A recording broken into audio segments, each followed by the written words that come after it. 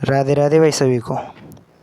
जैसा कि आज मैंने अपने ब्लॉग में बताया था कि इकोनॉमिक्स का टॉपिक है आज बजट, उसको मैं पढ़ाऊँगा, है ना। तो ध्यान से समझिएगा दोस्तों। जैसा कि आप सबको पता है कि भारत में संसद के 3 संसदीय सत्र होते हैं। एक होता है बजट सत्र, एक होता है मानसून सत्र और एक होता है शीतकालीन सत्र। ये जो बजट सत्र है ये फरवरी से लेकर अप्रैल तक चलता है। इस बजट सत्र में सरकार अपना बजट प्रस्तुत करती है। उस बजट में सरकार पूरे साल का उसके कितना आय हुई है, उसके कहाँ से पैसा आया है और कहाँ कहाँ सरकार ने पैसे को खर्च किया है, उस पूरे का ब्यौरा सरकार अपने इस बजट में प्रस्तुत करती है। अब बजट को समझने के लिए पहले इसका इतिहास जान लेते हैं अपन। कुछ इसका इतिहास है, जैसे कि यदि मैं बात करूं कि बजट, ये जो शब्द है इसका BUDGET बजट, ये जो शब्द है लैटिन भाषा का एक शब्द है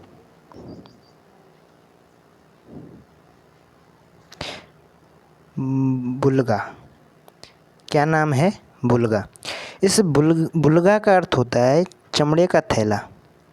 क्या मतलब होता है? चमड़े का थैला।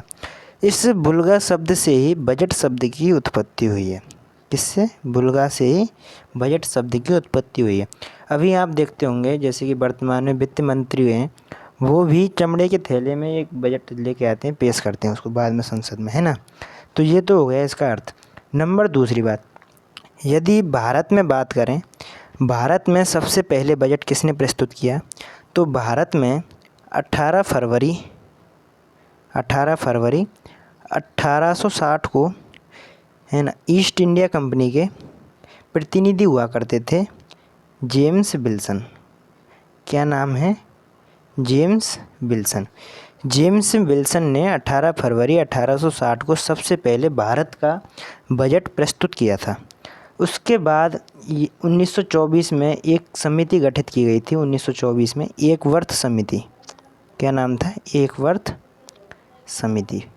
इस एकवर्थ समिति ने एक सिफारिश दी अपनी कि भाई रेल बजट और आम बजट दोनों को अलग अलग करना चाहिए, है ना। दोनों के अलग अलग काउंटिंग करनी चाहिए, दोनों का बजट अलग अलग आना चाहिए।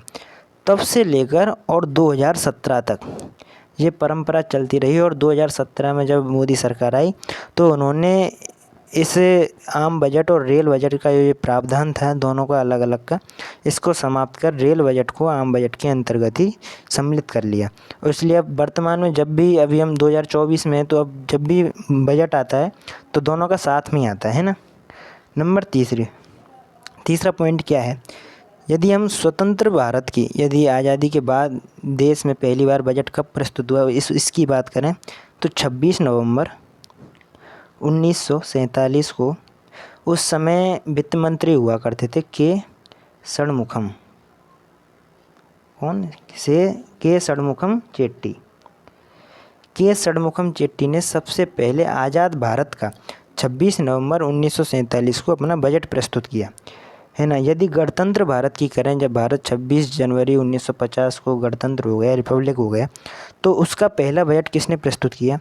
तो 28 फरवरी 1950 को, उस समय वित्त मंत्री हुआ करते थे जॉन मथाई।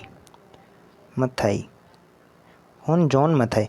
उन्होंने 28 फरवरी 1950 को गणतंत्र भारत का पहला बजट प्रस्तुत किया था। 1955-56 का जो वित्त वर्ष था उसमें क्या हुआ कि इतने समय से पहले जब कभी बजट प्रस्तुत होता था तो वह केवल इंग्लिश में प्रस्तुत होता था। अब पहली बार 1955 में बजट को हिंदी में भी प्रिंट कराया, संसद में प्रस्तुत किया गया। बात आई समझ में? इसके बाद 2000 ईस्वी में उस समय सरकार हुआ करती थी अटल बिहारी वाजपेयी जी की, और उसमें वित्त मंत्री थे यशवंत सिंह सिन्हा। उन्होंने जो बजट है प्रस्तुत किया, इसमें उन्होंने एक बहुत अच्छी परंपरा को बदला, है ना। एक परंपरा थी ब्रिटिश परंपरा कि बजट को शाम को 5 बजे संसद में प्रस्तुत किया जाता था पहले, लेकिन बाद में 2000 ईस्वी में उन्होंने इस परंपरा को बदला और अब जो बजट प्रातः 11 बजे संसद में प्रस्तुत किया जाने लगा। यशवंत सिंह सिन्हा, दोस्तों ये नाम ना आपने पहले भी सुना होगा। अभी जब राष्ट्रपति जी के चुनाव हुए थे तो बीजेपी की तरफ से राष्ट्रपति के उम्मीदवार पद के रूप में द्रौपदी मुर्मू जी को उम्मीदवार बनाया गया था और विपक्ष में कांग्रेस वालों ने यशवंत सिंह सिन्हा जी को राष्ट्रपति पद का उम्मीदवार बनाया था। यह हालांकि हार गए थे, पहले बीजेपी में थे, बाद में इन्होंने पार्टी चेंज कर ली और कांग्रेस में आ गए। ये तो हो गई मोटी मोटी बात, है ना। बजट क्या है? अब यदि बजट की मैं डेफिनेशन पूछूं भाई बजट क्या है, तो एक निश्चित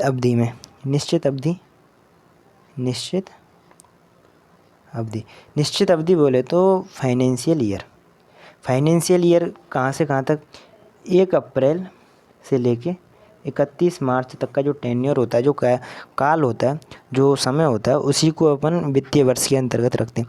एक निश्चित अवधि में सरकार के द्वारा जो 1 साल में जो भी आय प्राप्त की जाती है, जो भी उसके पास पैसा आता है अलग अलग सोर्सों से, और वह उस पैसे को कहाँ कहाँ पर उपयोग में लेती है, इस पूरे का ब्यौरा सरकार को संसद के सामने प्रस्तुत करना होता है। इसी को क्या बोलते हैं? बजट। अब हमारा देश संविधान के अकॉर्डिंग चलता है, लेकिन हमारे संविधान में बजट जैसा शब्द कहीं भी उल्लेखित नहीं है। बजट जैसे शब्द का कहीं भी उपयोग नहीं हुआ है।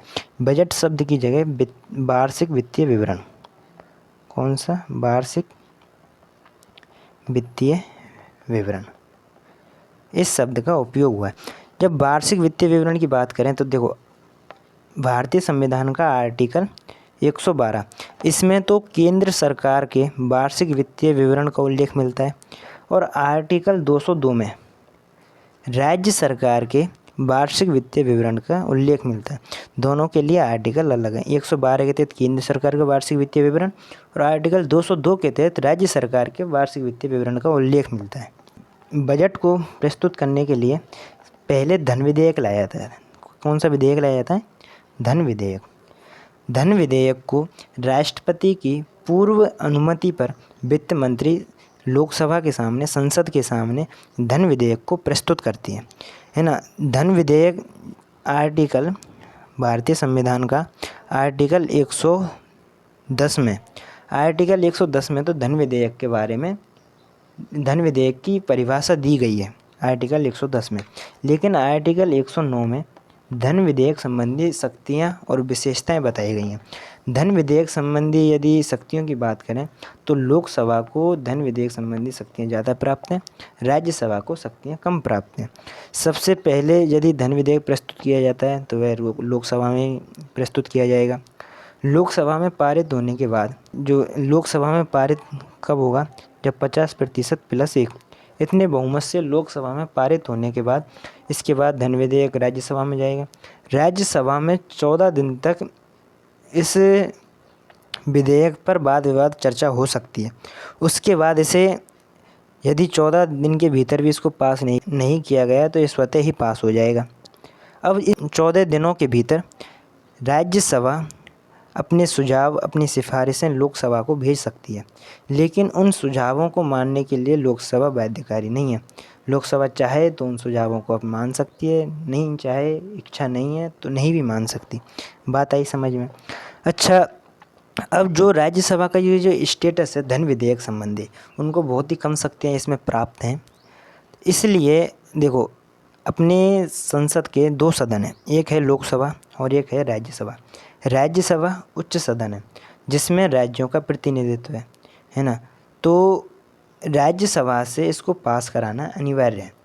भले ही 14 दिन का समय कम हो, शक्तियाँ कम हो, लेकिन राज्यसभा से इसको पास कराना अनिवार्य होता है, कंपलसरी होता है, क्योंकि वहाँ पर उच्च सदन का डिग्निटी का सवाल आ जाता है, सम्मान की बात आ जाती है। हम एक लोकतांत्रिक देश हैं, लोकतांत्रिक देश में रहते हैं, फिर जो राज्यसभा है उसके सम्मान की बात आ जाती है। इसलिए उसको धन विधेयक को राज्यसभा से पास कराना अनिवार्य है, कंपलसरी है। इतनी सी बात आई समझ में आपको? अब देखो दोस्तों, जब धन विधेयक पास हो जाता है, धन विधेयक पास हो गया मतलब कि सरकार ने ये बता दिया कि भाई इतना इतना पैसा यहाँ इस जगह से आएगा और हम ये पैसा अपने भारत विकास के में इस जगह पर खर्च करेंगे। लेकिन इस खर्चे को अब खर्चा बता दिया सरकार ने कि इतना खर्चा आएगा। इस खर्चे के लिए पैसा निकाला जाता है कहाँ से? संचित निधि से। कहाँ से निकाला जाता है? संचित निधि से। इस संचित निधि से पैसा निकालने के लिए एक अलग से विधेयक लाया जाता है जिसको बोलते हैं विनियोग विधेयक। क्या बोलते हैं? विनियोग विधेयक। भारतीय संविधान का आर्टिकल 114 विनियोग विधेयक की बात करता है। विनियोग विधेयक के तहत संचित निधि से सरकार पैसा निकालती। तो ये तो हो गई मोटी मोटी बात आई आपकी समझ में। धन्यवाद। आज के लिए इतना ही।